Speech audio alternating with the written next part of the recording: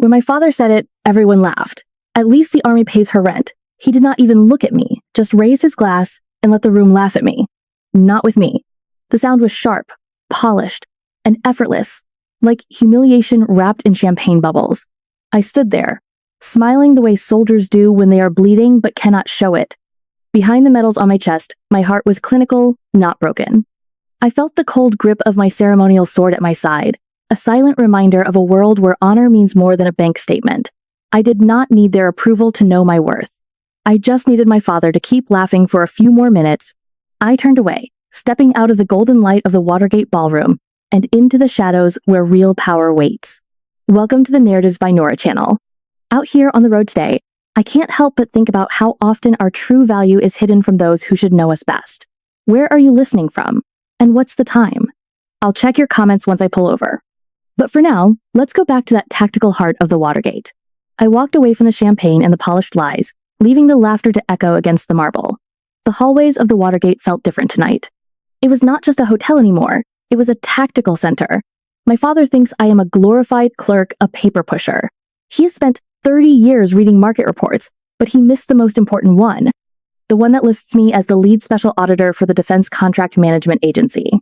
I stepped into the portable skiff, a secure, vetted environment tucked away behind the main suite to handle the level 4 data. The hum of the cooling fans was a symphony compared to the cackling in the ballroom. I opened my encrypted laptop. The screen glowed with a cold blue light, the kind of light that reveals the truth, instead of hiding it behind chandeliers. $15 billion. That is the contract Apex Vanguard is counting on. My father thinks the ink is dry. He's already started spending the dividends in his head. But the ink is never dry until the audit is clear. And I have found the cracks. I have been the silent investor in their version of family for far too long. My compassion was a luxury they had overdrafted for years. Now, I realized it had been a subscription, with me footing the bill. I did not hesitate. I did not feel a pang of guilt. This was not a family moment. It was a balance sheet. I entered my level 4 authorization code and hit the key for an emergency stop work order. Just like that, $15 billion turned into 15 billion questions. The door flew open. Tyler, he did not knock. He never did. He walked in like he owned the air I was breathing. He looked down at my uniform with that smirk he had perfected since prep school. He dropped a manila envelope on my desk, the sound heavy in the quiet room. "There you are, hiding in the dark," he sneered. "Dad said you are late on your contribution. $5,000 for the family management fee. He is tired of carrying your weight, Olivia." He leaned over my shoulder, his breath smelling like expensive scotch. "Oh, and do not bother looking for your name in the new trust documents. Dad officially disinherited you and scrubbed your name from the family records last week. To him, you're just a ward of the state now, a liability, not a legacy." I did not look up from the screen. I did not even blink. Sadness was a resource I could no longer afford to waste on them. I reached into my bag, pulled out my checkbook, and wrote a check for $5,000 in a steady hand. I handed the paper to him without a word. "Consider this my final settlement with this family, Tyler," I said. My voice was clinical. "The account is officially closed. Enjoy these next few hours. They are the last ones where the name Apex Vanguard actually means anything." He grabbed the check and walked out, laughing. He did not see the crimson alert flashing on my monitor. He did not know that I was not the one being deleted. He was. Inside, my laptop glowed with a different kind of sunrise, the kind made of facts, numbers, and quiet retribution. I pulled the silver chain from beneath my collar, the stamped metal tags feeling cold and heavy against my palm. Sergeant Lucas, Ohio, blood type O positive. I could still feel the fine grit of the desert on my skin, and the way the air smelled like cordite and iron when his chest hit the sand. He did not die from a tactical error. He died because of a 12% increase in a corporate profit margin. I opened my mother's old leather-bound journal, the pages smelling of lavender, and the slow, agonizing decay of regret. Laura was the smartest engineer my father ever hired, and she was the first one he broke. She had written the truth in looping blue ink on the final pages. David had forced her to sign off on the armor's durability tests, even when the boron carbide plates failed under sustained heat. He told her it was a business decision. He told her it would not matter in a real-world scenario. It mattered to Sergeant Lucas. When the sniper fire ripped through our unit, Lucas threw himself in front of me. The armor from Apex Vanguard was supposed to withstand a 7.62 millimeter round. Instead, it shattered like a cheap bathroom mirror. Every dollar David bragged about tonight was stained with the blood of a 22-year-old boy who never made it back to his mother in Ohio. I kept wondering for a long time what I had done wrong to be treated like an invisible burden, why I swallowed the insults and paid those management fees, and stayed silent while they laughed. It was the invisible cage of a survivor. I had spent years in a house that felt like a prison without bars, where affection was a currency, and my value was a falling stock price. I stayed silent, not because I was weak, but because I was a soldier on a long-range reconnaissance mission. You do not fire your weapon when you only have one shot. You wait until you are deep behind enemy lines, where your target is most vulnerable. This was not a family dynamic anymore. It was a casualty report. David thinks he is building a legacy, but he has actually been constructing his own gallows. Every time he mocked my uniform, he was mocking the very thing that was keeping his secrets buried. The cage is finally open now. I am no longer the daughter seeking a father's love.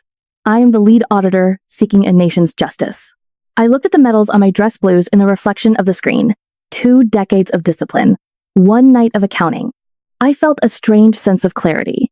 The kind you get when the fog of war finally lifts, and you see the enemy standing right in front of you. I closed the journal and tucked Sergeant Lucas's dog tags back under my shirt. The cold metal felt like a promise. The first part of the operation was complete. Now, it was time to let the tyrant scream. The hallways of the Watergate are usually filled with the sound of quiet diplomacy and heavy secrets. But tonight, they echoed with a different kind of noise, the sound of a falling empire. David found me near the service elevator, his face a contorted mask of shades of crimson I had not seen since I was a child. The smell of $500 wine on his breath felt suffocating, a sharp contrast to the metallic tang of blood and desert dust that lived in the back of my throat. "What did you do?" he roared, his voice shaking the framed artwork on the walls. "I just got a call from our chief financial officer. The $15 billion contract is on ice because of an audit flag from your department. You think this is a game? You think you can use your little desk job to get back at me for cutting you out of the will?" I stood my ground, my hands folded behind my back in a perfect parade rest. I did not feel fear. I felt a cold, sharp clarity. This isn't about the will, David. This is about $15 billion of taxpayer money being used to fund an enterprise that treats soldiers like disposable assets. Behind him, Tyler was holding his phone up, his eyes bright with a malicious kind of excitement. "You guys see this?" he whispered to his followers, his voice dripping with fake concern. "Our bitter sister is trying to sabotage the family legacy. She is extorting us because she could not make it in the real world. A uniform does not hide a traitor, Olivia." David stepped closer, invading my personal space, his eyes narrow and dangerous. "Listen to me, you ungrateful brat. I have senators on speed dial who have been eating out of my hand for 20 years. I can have your commission revoked by Monday morning. I will have you stripped of those medals and kicked to the curb before you can even file a rebuttal.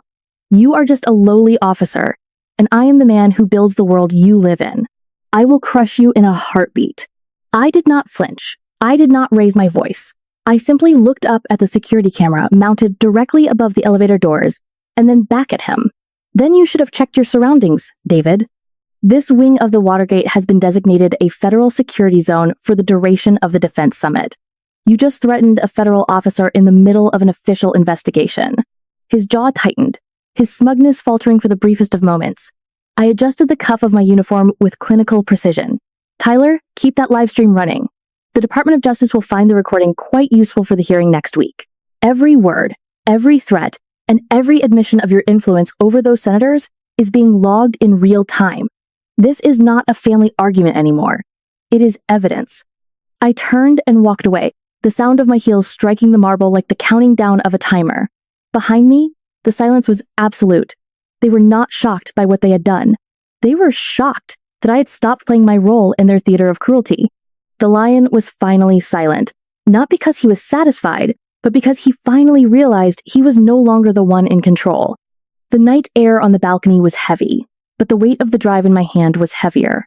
Great-grandmother Eleanor was waiting for me in the shadows of the library, her posture as straight as a bayonet, despite the 84 years pressing down on her shoulders. She was the founder, the one who had built Apex Vanguard from a small tool shop into a titan before my father turned it into a monument of greed. She did not offer a hug. We were past the point where physical comfort could fix the cracks in our foundation. She simply handed me a small, black, encrypted hard drive. Laura told me to keep this if the world ever turned dark, she said, her voice a dry rasp that carried the authority of an era when honor was not an optional expense. My mother had known. She had spent years documenting the rot from the inside, waiting for someone with the stars on their shoulders to finally make the call. I opened my laptop and bypassed the first 3 layers of security. This was not just about the failed armor plates anymore. This was not just about 12% of boron carbide being swapped for cheap industrial ceramic. The files revealed a shadow contract that made the $15 billion government deal look like a side hustle. My father had been redirecting the high-grade ballistic steel materials legally owned by the United States military and selling them through a shell company to an offshore middleman. From there, the trail led directly to our adversaries. David was not just a bad businessman or a cruel father. He was a traitor. He was selling the very materials designed to protect our boys to the people who were trying to kill them. He had been profiting from both ends of the war. I watched Eleanor as the blue light of the screen reflected in her eyes. This was the silent regret of a guardian. She had spent 2 decades caught in a house of cards, watching her son replace every pillar of integrity with a $sign. She had stayed quiet because she hoped the monster she raised might find his way back to being a man. She had been the silent witness to my mother's slow destruction and my own exile. But the pancreatic cancer diagnosis 3 months ago was her final deadline. She realized that protecting the family brand was a sin, if the brand was built on treason. "I spent 40 years watching the clock," she whispered, her hand finding mine. Her skin felt like dry parchment, but her grip was iron. I watched him trade his soul for a stock price, thinking I was preserving a legacy. I was wrong. I was just guarding a graveyard. She looked at the drive and then back at me. "Finish it, Olivia. For your mother. For the boys who did not come home. For the country David thinks he can sell by the pound." I did not feel anger. I felt the clinical satisfaction of a finalized audit. The math was simple now. David had liquidated his loyalty, and now his accounts were being frozen. My father thought he was the house, but I was the one holding the keys to the vault. I closed the laptop. The operation was no longer about a contract. It was about treason. Tomorrow night, at the gala, David would learn that the most expensive thing in the world is not a yacht or a building. It is the cost of a soul he already sold. The ballroom at the Watergate was a sea of black ties and silk gowns, all revolving around the man of the hour. My father, David, stood at the center of it all, the undisputed king of Apex Vanguard. Tonight was his coronation, the moment his $15 billion contract would be canonized in the eyes of the elite.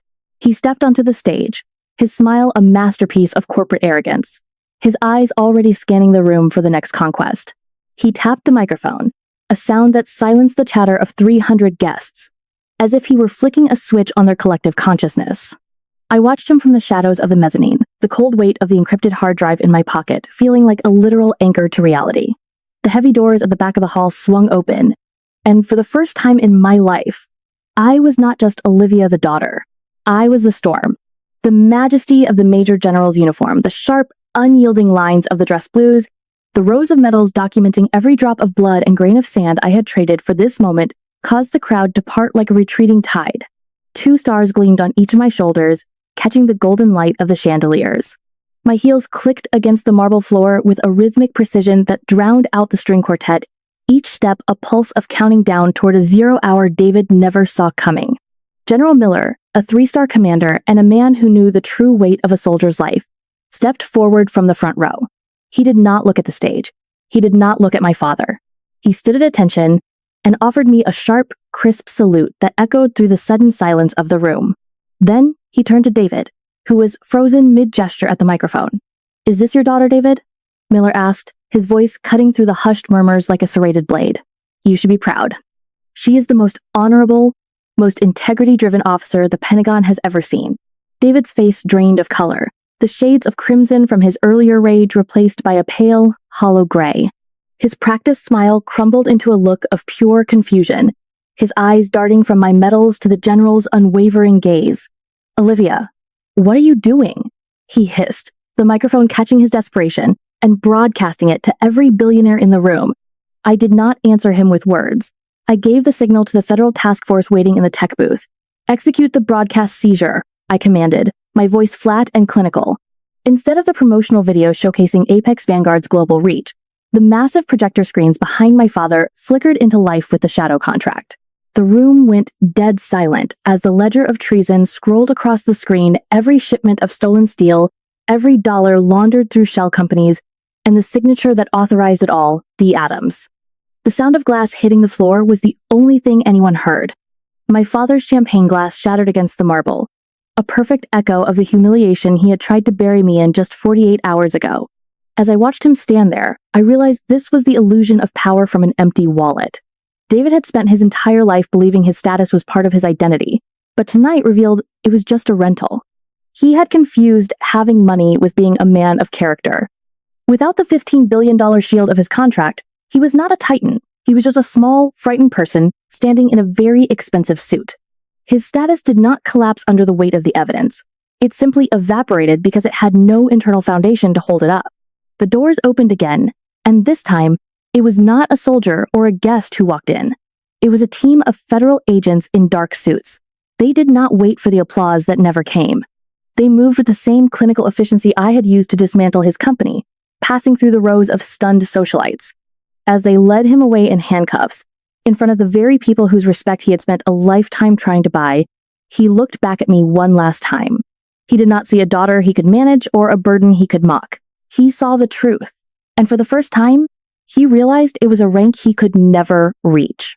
I watched the taillights of the federal vehicles fade into the heavy Washington traffic, carrying away the only family I had ever known and the empire that had tried to crush me. The bankruptcy of Apex Vanguard followed within 48 hours, a domino effect of frozen assets and canceled trust funds that left the name David Adams sounding like a cautionary tale in every boardroom in the country. Tyler reached out once, a frantic message pleading for me to use my influence to save his penthouse from the liquidation pile, but I deleted it without a second thought. My compassion was no longer an interest-free loan for people who never planned to pay me back. I did not keep the whistleblower reward or the substantial inheritance great-grandmother Eleanor had secured for me. Instead, I channeled every cent into the establishment of the Golden Armor Fund. We now provide the highest-grade protective gear and specialized legal and medical support for soldiers, ensuring that no mother ever has to receive a folded flag simply because a CEO wanted to save 12% on a manufacturing line. This was the justice of a sower, not focusing on the destruction of the old world, but on planting the seeds of a new one, where integrity is the only currency that matters. I stood on the balcony of the Watergate one last time, looking across the Potomac toward the silhouette of the Pentagon. The stars on my shoulders did not feel like a heavy rank anymore. They felt like a quiet, solid responsibility. I have come to realize that for years, I was defining my entire existence by the battle I was fighting against my father's shadow. I was the daughter who stayed silent to survive, the prisoner in a cage of dividends. But as I watched the sunrise reflect off the frozen river, I knew I had finally outgrown him. I was not the invisible daughter or the investment liability anymore. I was the person my mother hoped I would be. If you find yourself in a similar situation, if you are the one sitting at the far end of the table while your own family laughs at your dreams, remember this. Your worth is not a ledger entry to be managed by people who are too blind to see your light. I spent over 20 years in uniform, climbing a mountain of discipline just to earn a love that was always conditional, only to realize I never needed it in the first place. Forgiveness is not always a gift you give to the other person. Sometimes, it is the only way to set yourself free from the cage they built for you. The best revenge is not a spectacular confrontation, though that brings its own kind of satisfaction. True revenge is becoming so successful, so whole, and so free that their opinions no longer have the power to reach you. It is the quiet morning when you wake up and realize you do not remember the last time you thought about what they would think. Do not waste your life trying to prove them wrong. Instead, outgrow them until they have to look up at the sky just to see your shadow. The past no longer chases me.